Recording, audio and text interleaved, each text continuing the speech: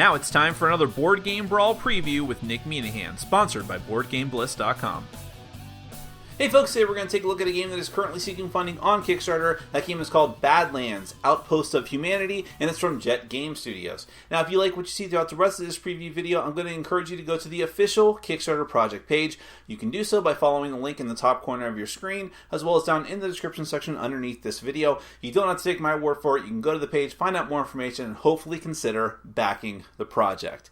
Badlands, Outpost of Humanity is a competitive game where you and the other players take control of a sort of fringe, just struggling to survive settlement in a post-apocalyptic scenario. You have to gather together what few settlers you have, what few vehicles you were able to cobble together, and go out and trade with other civilized parts of the post-apocalypse, as well as fight the other players at times when necessary in order to get their stuff. What you're trying to do is spread your influence via influence points by getting more leaders, getting more caps, which of course you may know as a popular currency in some post-apocalyptic fiction, and killing monsters, of course, because that's popular in this type of fiction too. Let me go ahead and give you a brief look at how the game is played with a prototype version of the game, so do keep that in mind.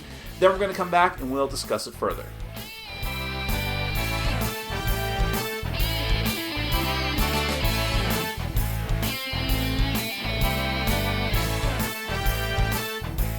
Badlands, Outpost of Humanity is a competitive game for 2 to 4 players. As the leader of a post-apocalyptic band of survivors, you need to spread your influence and compete with other groups for superiority. In game terms, you need to be the first to get 100 influence points. Every cap you have in your settlement's cache is worth 1 point. Every enemy card you've defeated is worth a different amount of points. Every leader under your control counts for 25 points, and there are special items that are worth points in and of themselves. Set up the game by first laying out the game board. Make a stock by the board for all of the game's tokens: caps, weapons, fuel, scrap, meds, and goods, of which there are only 4 tokens. There are also 2 sets of 6-sided dice. There are 3 location encounter decks. Shuffle them separately and place them near their corresponding areas on the board: the military base, the vault, and the mines. The central area of the board is called the Outpost, and on the Outpost bar you'll place the Outpost leader and the shuffled rumor deck. Every player gets their own settlement board, a set of action tiles consisting of settlers, caravan, raiders, and marauders, an equipment board, a game aid card, and an ally card that functions as your leader. This leader counts as 25 points, as with any leader, so you're already on your way to 100 points. Every player also gets some starting resources. 3 caps, 2 fuel, and 2 weapons go into your warehouse, and 1 scrap and 1 weapon which will go onto your settlement walls. Decide who goes first. Each player will take their turn before play proceeds to the next player in clockwise order, and it will continue this way until someone reaches 100 points and wins. On your turn, there are several types of actions you can perform. You can do these in any order you like, in as many or as few times as you like per turn. Let's talk about your settlement first. One of the actions you can perform is to fence your resources. You're limited to fencing 5 resources per day, either scrap, fuel, weapons, or meds, and each one nets you 1 cap. Also at your settlement, you may repair vehicles. Vehicles wrecked elsewhere can be picked up by your settlers and dragged back to your pit stop, where you can spend 1 scrap from your warehouse to repair it for use on your next turn. Lastly, at your settlement, you can shore up your walls. There are 5 slots on the wall, and each one can hold 1 weapon token and 1 scrap token. Walls start with the basic combat value of 1, and each weapon token adds 1 to the settlement's combat total. Scrap, on the other hand, can be discarded to avoid 1 enemy hit. Action tiles are how you'll interact with the rest of the world. The settler tile can be sent to the gas station, junkyard, or to retrieve a wrecked vehicle. When used, they get flipped to their resting side until your next turn. The other tiles are your vehicles. Each one can be equipped with cards and resource tokens. These can be placed on the equipment boards, which reminds you of what your carrying and combat limits are for each of the vehicles. Vehicles in the same location can trade with one another.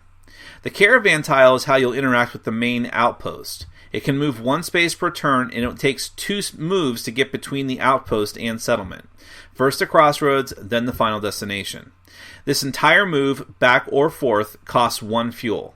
Before leaving the outpost, the caravan automatically takes 1 goods token from the outpost, as well as up to 10 resource tokens to barter with. Caravans cannot fight and must be protected. Raiders and Marauders are your gangs, and can be sent on raids or to protect your caravan. Like the caravan, they can each hold up to 10 resource tokens, with weapon tokens increasing their combat values. Marauders are weaker than Raiders, however, with lower combat limits.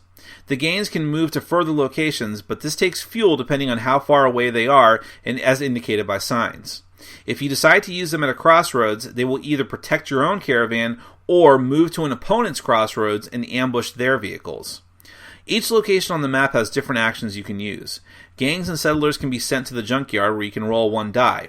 Based on your roll, you can take 1 or more resources. For example, 1 weapon costs 6 points, so you need to roll a 6. But you can instead take 1 fuel and 1 meds, each of which is 3 points, or 3 scrap, each of which is 2 points. Gangs and settlers can also go to the gas station. Roll a die, and on a 1 or 4, you get 2 fuel. On a 5 or 6, you get 3. The military base will get you a scrap and a weapon. The vault will get you either 3 meds or a weapon and a fuel. And the mines will get you 1 weapon, 1 scrap, and 1 fuel. You may also choose to draw an encounter card at any of these locations. Each of the encounter decks has a chance of getting you several types of cards. There are allies, items, and weapons, which will help you out with special abilities, either persistent or one-time use. These will get equipped to your vehicle immediately if you have space. You might be unlucky and run into an armored door. You'll need the resource token depicted or a special access key found elsewhere in one of the decks. There are also enemies you'll have to fight. They may be defensive or aggressive, meaning you may be able to avoid them or they'll attack right away. Each of the locations has a different focus. The military base has a lot of weapons, the vault has helpful allies and meds, and the mines have several useful tools that can even help exploration of other locations, but it also has the most powerful monsters. The Outpost has several useful features when your caravan travels there. The bar lets you draw a rumor card, all of which have special abilities you may find useful. The Trading Guild lets you trade caps for other resource tokens. At the casino, you can bet as many caps as you like and then roll a die, if you have an even chance of doubling your money or losing your bet altogether. And at the pit, you can sell allies for 10 caps each. There are several instances of combat you'll have to initiate or defend against throughout the game, including against enemies from the encounter decks, rival settlements of the other players, and the main outpost itself. Combat generally occurs in the same fashion. Each side will add up their combat value from equipped allies, weapon cards, special items, and weapon tokens. Then, you will each roll a number of dice equal to that total combat value. 1s, 2s, and 3s are misses. 4s, 5s, and 6s are hits. Damage is dealt simultaneously, with each hit removing a weapon token from their opponent, unless they discard a med token instead of that combat token. If you need to lose a token, but you have none left, you have lost the combat, and your opponent can take any and all of your remaining resource tokens. Otherwise, the combat keeps going until this condition is met.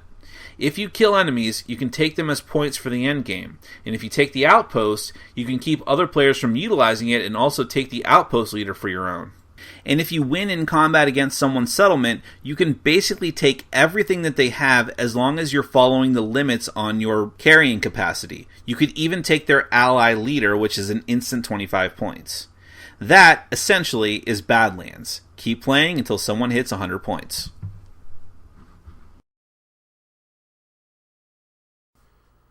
One of the things that's nice about Badlands is that you are taking some of the very popular concepts and conceits of a post-apocalyptic scenario, like, the vehicle combat and, raiding different areas and mutant monsters and outposts that you trade with, things like that.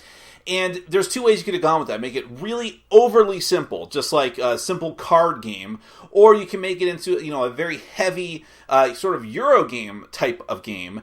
And I think that there was sort of a medium that was a median way that they went for with this, to where it wasn't like overly complicated and over the top, so that you can still have it be a little bit lighter and therefore, have the frenetic action of car combat and chucking dice and, keeping the game moving at a brisk pace. But it's also not too, overly simple. You definitely have a lot of decisions to make in this game. You have to decide how are you going to go about, to break it all down to just a very broad categorization. How do you get those influence points? And from there, there's lots of different options. You can, just focus on building up your resources as much as possible and go for the big enchilada in the middle of the board. Go for that outpost leader together with your leader. If you were able to successfully defend your settlement, you're halfway there.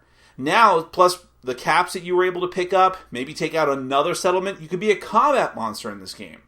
Or you can go by just trying to raid as many of the outer areas like the vault and the military base as much as you possibly can to get there's items that just give you influence points. Fight as many monsters as you can, get more items to help you explore even further into the other areas, and maybe just hunker down and try to defend your settlement as much as possible and try to avoid conflict unless it's completely necessary with the other players. Or you can just go the vicious combat route. That's entirely up to you. So there's different ways you can go about getting these influence points. And again, they keep things relatively simple. Combat is just get as many combat resource tokens as you can for the vehicle that you want to engage in combat with. And then you're going to be rolling dice and stripping away their combat potential as the battle wears on. You lose a battle, it's not overwhelmingly difficult to come back. Your settlers go out, pick up your wreck, bring it back. You can use it again, assuming you have some scrap on the next turn, and you build it back up. Defending yourself isn't too difficult either. You just shore up your walls, but you do have to do that, because if you lose your ally leader, you're giving not only are you setting yourself back 25 points, you're giving those points to someone else, essentially. The decision of whether to take over the outpost has a lot of ramifications, because it's not easy to do, but you get a lot of power for having done that, and especially hinders the other players' abilities to use their caravans to trade with that outpost. And as I'm telling you all this, bear in mind that it's very thematic in these regards, because everything that you're doing is what you've seen in like popular fiction like Mad Max, where you're you have to trade. There has to be civilization. There has to be something for you to cling to.